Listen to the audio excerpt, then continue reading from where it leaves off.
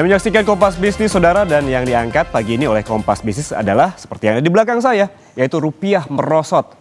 Purbaya, waktunya jual dolar Amerika Serikat. Ini mengacu seperti ungkapan Menteri Keuangan Purbaya, ini yang bilang jangan pegang dolar Amerika Serikat, jual saja sekarang. Itulah yang dikatakan dengan tegas oleh Menteri Keuangan Purbaya Yudi Sadewa beberapa waktu lalu.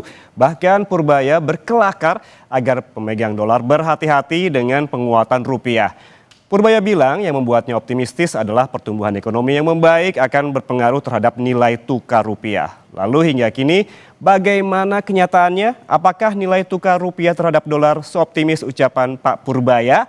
Kita lihat data. Jawabannya adalah tidak. Dilansir oleh Bloomberg, selama sebulan terakhir justru dolar Amerika Serikat terus menguat terhadap rupiah. Pada 12 Oktober 2025 alias sebulan lalu, rupiah masih di angka 16.598 per 1 dolar AS. Rupiah sempat menguat pada 28 Oktober senilai 15.833 per dolar. Namun hanya selang satu hari saja, saudara, rupiah ambruk ke angka 16.562. Dan besoknya pada 30 Oktober 2025, ini rupiah menguat lagi ke 15.935 per dolar Amerika Serikat. Dan hingga penutupan perdagangan pada Rabu sore kemarin, rupiah menyentuh angka paling lemah sejak sebulan terakhir di 16.717 per dolar Amerika Serikat. Tidak berhenti di situ, kabar kurang menggembirakan lainnya adalah ternyata rupiah merupakan salah satu mata uang paling lemah di ASEAN. Kita lihat data berikutnya. Ya, di ASEAN, rupiah menempati peringkat ketiga sebagai mata uang dengan nilai tukar paling lemah terhadap dolar Amerika Serikat, yakni berdasarkan data 12 November kemarin di angka 16.717. Posisi pertama ini mata uang yang terlemah di ASEAN diduduki oleh Vietnam, Dong Vietnam di 26.355 per dolar Amerika Serikat. Dan KIP Laos ini di posisi kedua dengan nilai tukar 21.704 per dolar AS. Sementara rupiah yang terlemah di posisi 3 dan setelah itu ada di posisi 4 yaitu rial Kamboja. Ini senilai 4.018 per dolar. Dan yang kelima adalah Myanmar yang nilai per 1 dolarnya sebesar 2.099. Lalu saudara, dengan performa nilai tukar rupiah yang kurang menjanjikan ini, bahkan kemarin telah menyentuh level terlemahnya selama 1 bulan terakhir, di ASEAN pun menempati posisi 3 mata uang terlemah. Menteri Keuangan Purbaya Yudi Sadewa begitu percaya diri, bilang jangan pegang dolar AS, jual saja sebelum rupiah menguat. Berikut pernyataan dari Menteri Keuangan. Nilai tukar 16.500, ini ya, kalau ekonomi kita tumbuh dengan bagus, asing pasti masuk ke sini, investasi asing pasti masuk ke sini. Rupiah pasti akan menguat dengan signifikan. Jadi bapak-bapak, ibu-ibu jangan pegang dolar sekarang. Sekarang jual aja.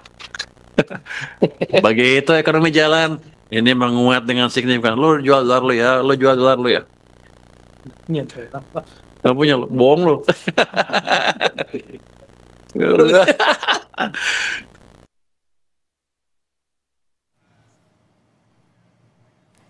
Lalu sebetulnya ada beberapa hal yang membuat dolar Amerika Serikat akhir-akhir ini perkasa dan menekan rupiah. Tentunya kebanyakan yang mempengaruhi adalah sentimen global, di antaranya yang kami rangkum adalah seperti yang tadi, ada kebijakan dari The Fed, dan juga ada pertambangan, dan juga ada penjualan, dan juga dari global lainnya, pokoknya kebijakan-kebijakan pemerintah dari Amerika Serikat yang memang betul-betul jadi sentimen, termasuk diantaranya, ya, saya akan bacakan, yaitu permintaan global terhadap dolar Amerika Serikat yang meningkat, ada shutdown pemerintahan federal Amerika Serikat, ada juga Amerika Serikat yang merilis data tenaga kerja dan pengangguran meningkat, dan terakhir ada The Fed yang ragu pangkas suku bunga. Jadi ketidakpastian di Amerika Serikat ini membuat para investor di dunia memborong dolar. Dan kita juga lihat di data selanjutnya, saudara, ada Menteri Keuangan Purbaya Yudi Sadewa yang bilang akan merevisi aturan devisa hasil ekspor alias DHE, khusus sektor sumber daya alam. Tujuannya agar lebih efektif dan berdasarkan data neraca perdagangan selama 2024, sektor terkait SDA yang wajib melaporkan DHE memiliki pangsa 62,7% dari total ekspor senilai 264,7 miliar dolar Amerika Serikat. Nih kalau kita lihat sektornya apa saja, ada pertambangan ini sebesar 102,8 miliar dolar, ada perkebunan sebesar 46,7 miliar dolar, kehutanan 10, miliar dolar, dan terakhir ada perikanan 6 miliar dolar Amerika Serikat. Tingkat kepatuhan eksportir memboyong dolar hasil ekspor ke dalam negeri, kata Bank Indonesia, sudah sampai 95%. Bahkan tingkat konversi falas ke rupiah ke sistem keuangan ini mencapai 78,2%. Lalu saudara, ada kata kunci Menteri Keuangan Purbaya yang akan merevisi DHE agar lebih efektif. Apa maksud kata lebih efektif ini? Apakah DHE belum maksimal meningkatkan cadangan devisa dan memperkuat rupiah meski kepatuhannya sudah di atas 90%? Ini yang akan kami bahas di Kompas Bisnis dan ditanyakan kepada ekonom. Selesai jeda, kami akan kembali untuk Anda. Saudara, kita bahas tren pelemahan rupiah terhadap dolar AS yang terus terjadi. Apa faktor pemicunya? Lalu mengapa rupiah masih ambruk meski devisa hasil ekspor mencapai lebih dari 90%? Kita langsung berbincang dengan dua narasumber melalui saluran Zoom. Ada Kepala Ekonom Bank Permata Joshua Pardede dan juga analis kebijakan ekonomi Apindo Ajib Hamdani. Selamat pagi Bapak-Bapak. Selamat pagi Mas Ian. Saya ke Pak Joshua terlebih dahulu. Ini Menteri Keuangan Pak Purbaya bilang mumpung rupiah loyo jangan pegang dolar dulu, jual aja gitu. Apakah Anda setuju dengan yang disebutkan oleh Pak Purbaya?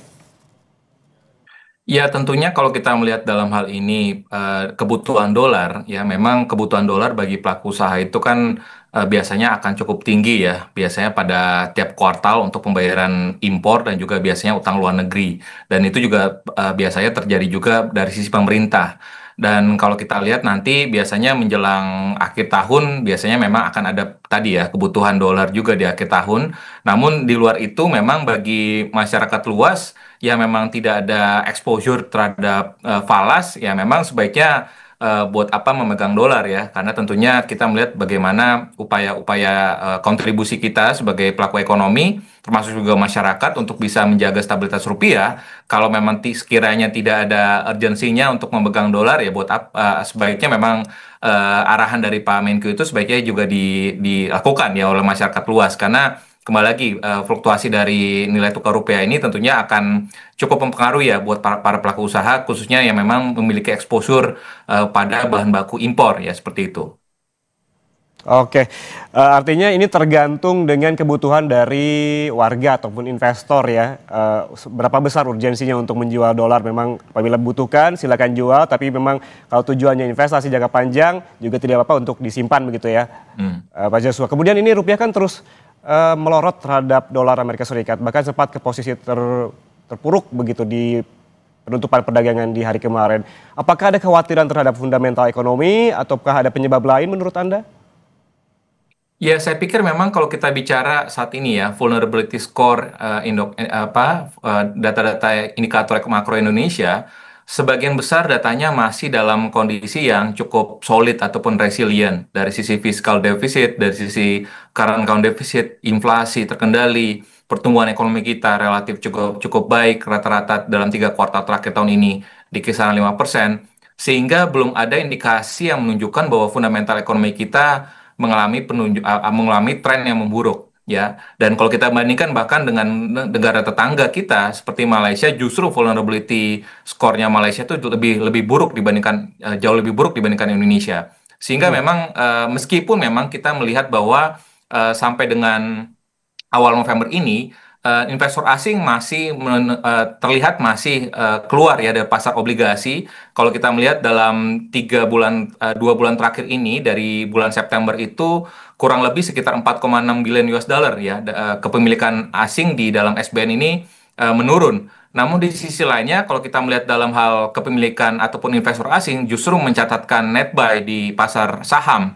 Dan ini juga kami pikir ini juga sangat sejalan juga dengan kebijakan pro growth dari pemerintah ya. Tentunya makanya ini direspon positif juga oleh para investor di pasar saham. Meskipun memang tentunya dalam hal di pasar SBN ataupun pasar obligasi tentunya investor masih meskipun memang kalau kita melihat Pamenkyu pun juga sudah mengonfirmasi sebenarnya bahwa fiskal defisit ini akan tetap dijaga disiplinnya di bawah 3% terhadap PDB. Sehingga mestinya momentum ini pun juga sekalipun memang tadi investor asingnya keluar dari pasar obligasi, mestinya para investor domestik ini memanfaatkan momentum ini untuk mengoleksi SBN karena kalau kita melihat dalam hal inflasi dan juga dalam hal fiskalnya ini akan tetap terjaga dan juga fiskalnya akan lebih akseleratif ke depannya sehingga supposed to be kalau kita bicara dalam hal ini pasar obligasi mestinya ini masih akan menunjukkan tren positif ya dan apalagi kalau kita melihat dalam jangka pendek menengah ini Bank Indonesia dan juga Bank Sentral Global diperkirakan masih akan membuka peluang untuk memangkas suku bunganya sehingga ini pun juga akan berdampak positif juga ya untuk pasar obligasi. Oke Pak Joshua, jika secara fundamental ekonomi Anda katakan belum memburuk, lalu apa saja faktor pemicu dari melemahnya rupiah ini? Ya, tentunya ini kami melihat masih dari sisi global ataupun eksternalnya ya, masih berkaitan dengan ketidakpastian kemarin kan government shutdown di Amerika Serikat. Government shutdown di Amerika Serikat ini pun juga berimplikasi kepada ketidakpastian bagaimana arah suku bunga Amerika Serikat dan dalam jangka pendek ini. Sehingga makanya terjadilah penguatan dolar Amerika Serikat terhadap mata uang global sehingga berimbas juga lah kepada mata uang Asia termasuk rupiah. Sehingga itulah yang menyebabkan mengapa terjadi penguatan dolar Amerika Serikat terhadap mata uang rupiah. Dan namun yang tadi kami sampaikan lagi bahwa kalau kita melihat dari sisi domestiknya, data-data terakhir kemarin data indeks kepercayaan konsumen Bank Indonesia dan juga survei penjualan eceran dari Bank Indonesia menunjukkan bahwa ada terjadi pembalikan arah ekonomi di bulan Oktober sehingga ini menjadi tanda-tanda positif juga buat perekonomian kita khususnya di kuartal keempat dan ini akan menjadi dasar basis yang cukup positif khususnya untuk memasuki 2026 sehingga tentunya ini akan memberikan optimisme baru lagi bagi para investor untuk lebih confident lagi di pasar keuangan domestiknya. Oke, kita ke Pak Ajib. Pak Ajib, bagi pengusaha seberapa besar dampak pelemahan rupiah ini? Ya, tentunya saudara pengusaha Mas Ian itu ingin adanya namanya stabilitas. Karena buat pengusaha sangat penting kita buat proyeksi-proyeksi dan orientasi keuangan baik jangka pendek maupun jangka menengah dan besar jangka panjang ke depan. Nah, dan kalau kita lihat bagaimana tingkat suku bunga nilai tukar rupiah yang mencapai lebih dari 16.000 sebenarnya tadi Mas Joshua Pardede sudah menyampaikan bahwa ini relatif masih sesuai dengan kerangka ekonomi makro dan pokok-pokok kebijakan fiskal kita.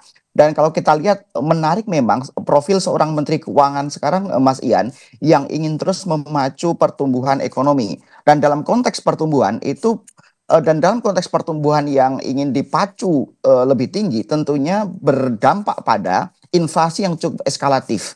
Makanya kalau kita lihat kemudian di inflasi kita mencapai 2,8%, di mana itu lebih tinggi dari target kita secara konservatif di angka 2,5%. Walaupun sekali lagi 2,5% di Indonesia itu masih bisa plus minus 1%. Nah, artinya kemudian indikator-indikator domestik kita sebenarnya masih menunjukkan penguatan seperti yang disampaikan oleh Mas Joshua tadi. Memang kemudian kalau kita sandingkan dengan terus bagaimana faktor-faktor yang mengakibatkan adanya pelemahan nilai rupiah, ini lebih cenderung kepada faktor global. Tadi Mas Ian sampaikan di awal bahwa di Amerika sendiri juga sedang mengalami tekanan pengangguran yang cukup tinggi. Sehingga kemudian suku bunga The Fed itu yang sekarang di angka 4%, itu tadinya ada konsensus para ekonom akan turun sampai dengan 3,75% sebenarnya menjelang akhir tahun 2025 ini. Tapi The Fed pun kemudian ragu untuk menurunkan tingkat suku bunga acuan karena mereka ingin bagaimana pertumbuhan ekonomi mereka juga lebih eskalatif karena sekali lagi juga untuk mengurangi pengangguran. Nah, kondisi-kondisi seperti ini yang kemudian menjadi sebuah trigger rupiah cenderung fluktuatif di angka 16.700, 16.690 dan lain-lain. Tapi yang diharapkan oleh dunia usaha Mas Ian adalah bagaimana pemerintah lebih bisa mendorong stabilitas nilai tukar rupiah sehingga lebih stabil dalam kita membuat proyeksi ekonomi. Demikian Mas Ian. Oke, artinya berarti Pak Ajib ini meski rupiah melemah, pengusaha masih optimis karena melihat tadi indikator-indikator domestik? Ya, sampai dengan akhir tahun kita masih cukup optimis karena kalau kita lihat termasuk tingkat hutang pemerintah juga masih di bawah proyeksi awal karena proyeksi awal kita di angka 600 triliun dalam tahun ini masih di bawah 3%. Dan sekarang baru sekitar 400 triliun, Mas Ian. Jadi dalam konteks moderasi ekonomi, pengusaha cukup optimis dengan program-program pemerintah. Oke, Pak Joshua, ini juga yang turut menjadi pertanyaan. Apakah pelemahan yang terus-menerus terjadi ini sudah menjadi warning kah bagi pemerintah atau konteksnya ini impor dan juga utang falas kita?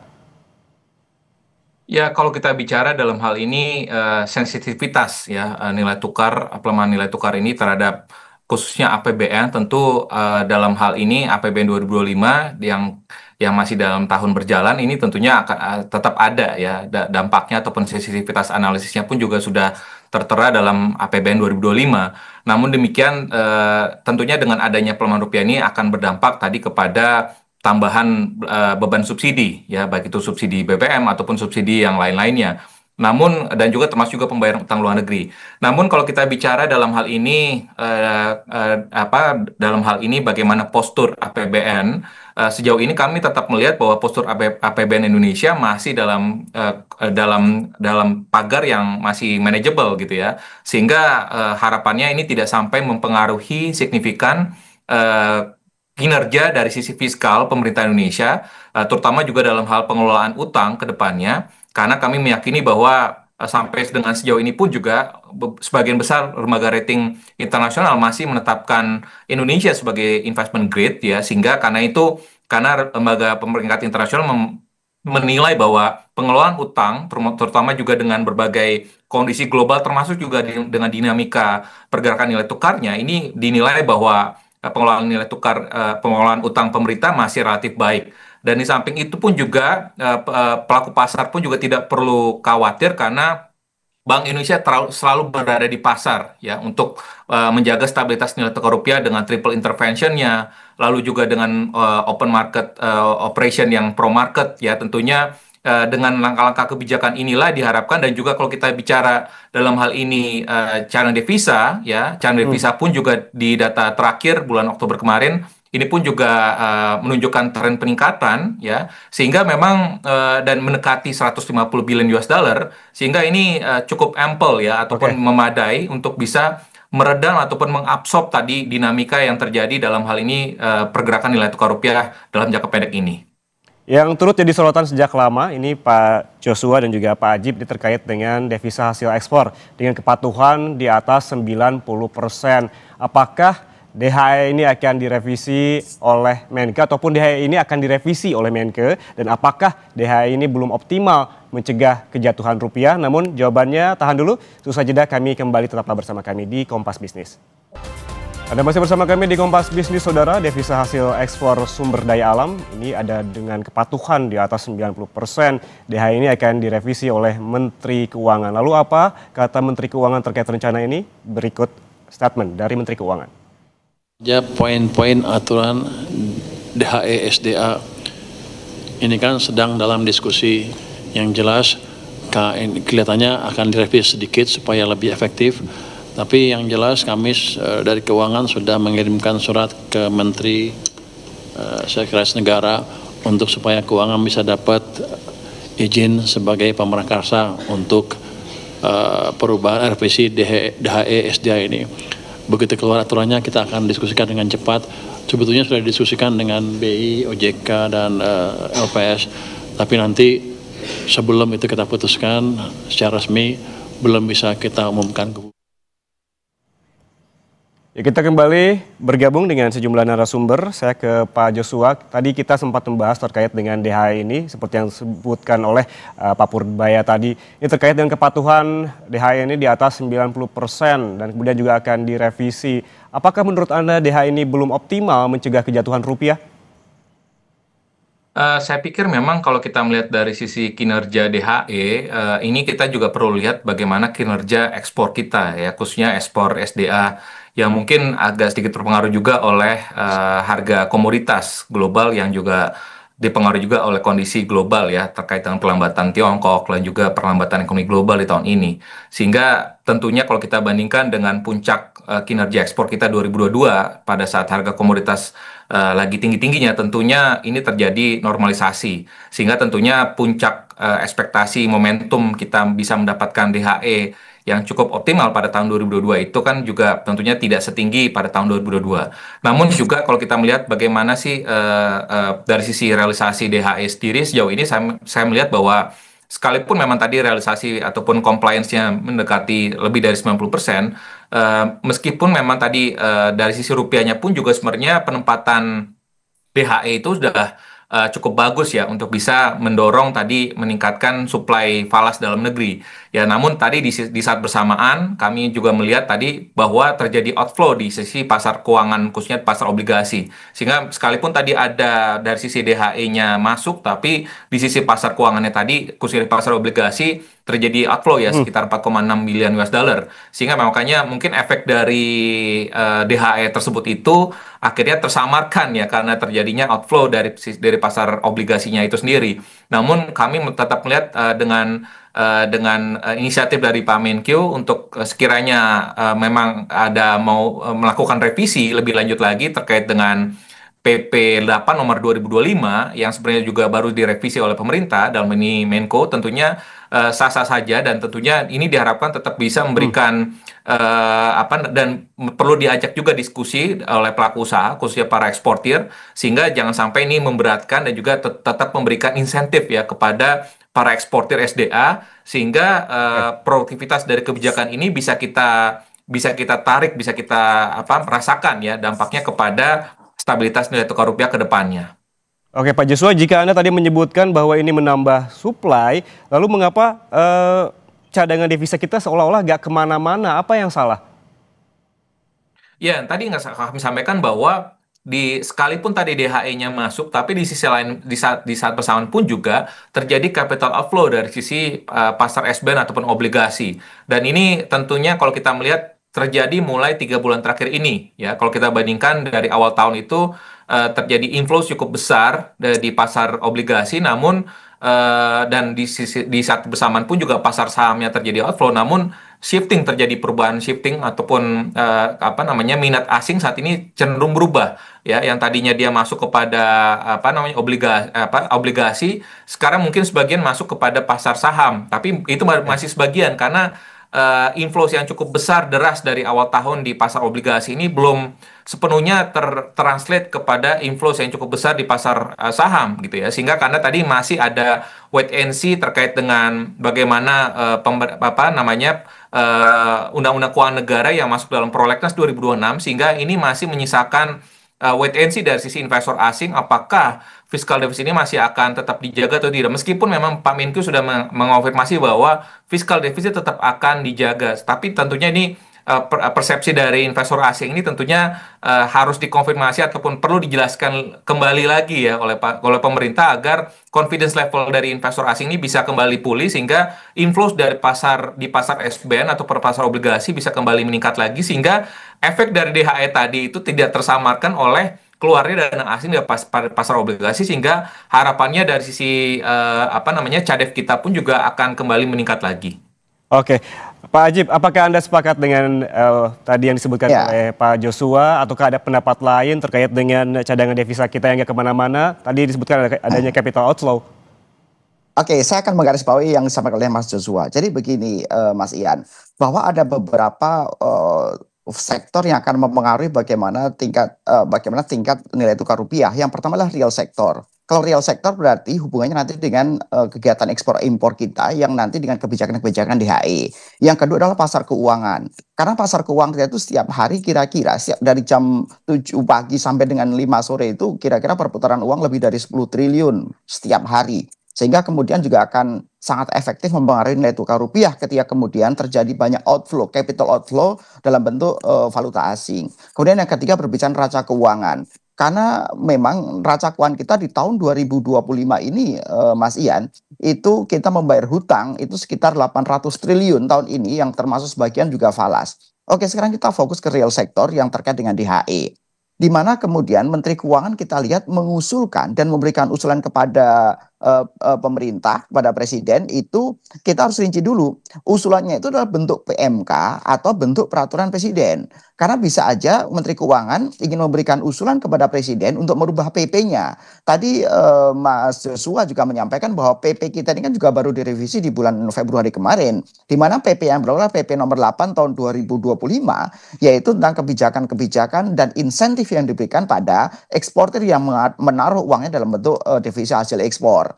Tapi kemudian perlu kita rinci lagi, apakah Menteri Keuangan juga ingin merevisi PMK-nya? Karena di PMK itu yang menyebutkan dan mewajibkan itu harus 100% DHE harus ditempatkan dalam sistem keuangan Indonesia, kecuali untuk minyak dan gas. Kira-kira seperti itu. Nah, sehingga perlu kita exercise lebih lanjut bagaimana usulan-usulan pemerintah yang memberikan deviasi kebijakan terhadap DHE ini. Tapi dari dunia usaha melihat Mas Ian, bahwa sebenarnya DHE ini cenderung masih efektif kok. Dan ini kan juga butuh bauran kebijakan bukan hanya dari Kementerian Keuangan, tapi juga dari Bank Indonesia misalnya.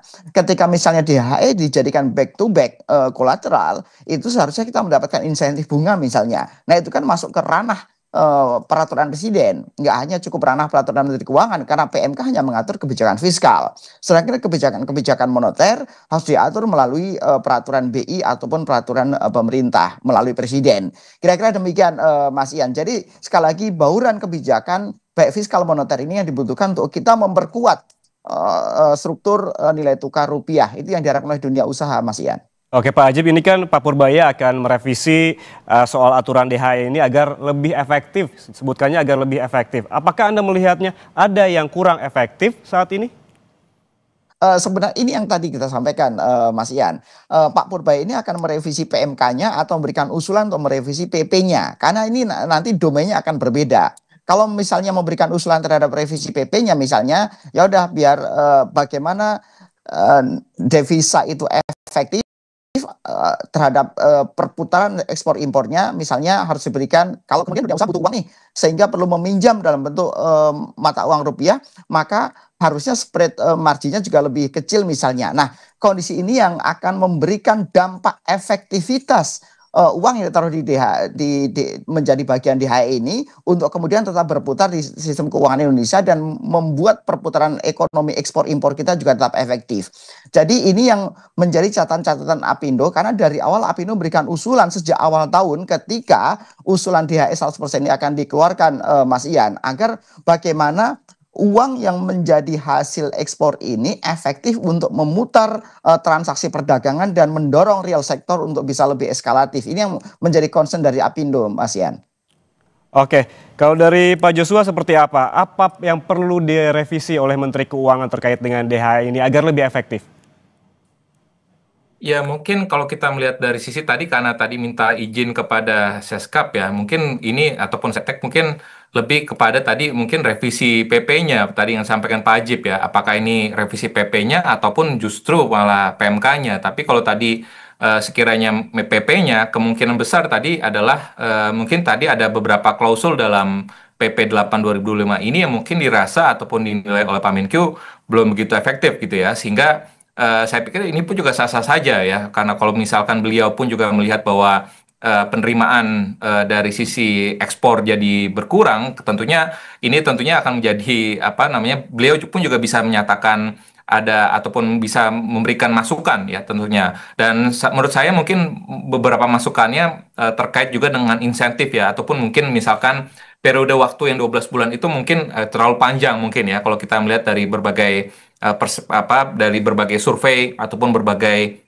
diskusi yang ada dari awalnya 3 bulan menjadi 12 bulan itu kan tentunya shiftingnya juga cukup panjang ya tenornya. Jadi tentunya mungkin perlu ada apa namanya transisi dulu ya, mungkin dari para eksportir sendiri agar tadi penempatannya bisa lebih lebih smooth lagi. Dan ditambah lagi juga mungkin misalkan ada tambahan insentif lebih lanjut agar tadi compliance-nya bisa mencapai 100%. Dan di samping itu pun juga selain itu mungkin penambahan dari instrumen-instrumen penempatan dari para eksportir untuk penempatan DHE-nya pun juga mungkin harus ditambah lagi agar tadi variasi ataupun dari sisi pilihan-pilihan dari para investor ataupun para eksportir untuk menempatkan dana-dananya DHE tersebut di dalam negeri pun juga bisa lebih bervariasi, banyak pilihan gitu ya. Sehingga itu mungkin yang bisa yang bisa dimasukkan dari menjadi masukan dari Pak Menko sendiri kepada PP 8 2025 ini. Oke, Pak Joshua, terakhir, dan ini mungkin ini juga yang dinantikan oleh para investor yang memegang dolar begitu. Proyeksi Anda nilai tukar rupiah terhadap dolar hingga akhir tahun ini seperti apa?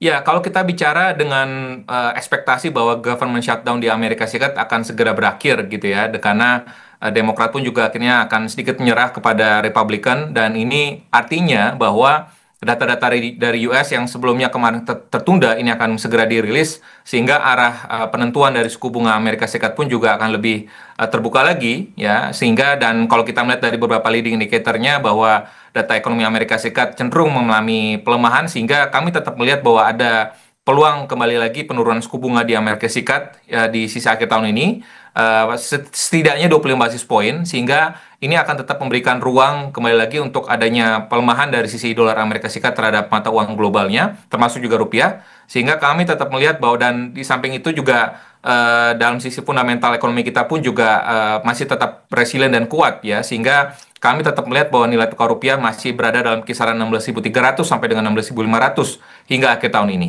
Ya, berarti masih ada ruang untuk pelemahan dolar dan juga tentunya ini akan berefek terhadap penguatan rupiah. Terima kasih narasumber yang telah bergabung bersama kami di Kompas Bisnis, Joshua Pardede, Kepala Ekonom Bank Permata, dan juga Pak Ajib Hamdani, analis kebijakan ekonomi Apindo. Sehat selalu.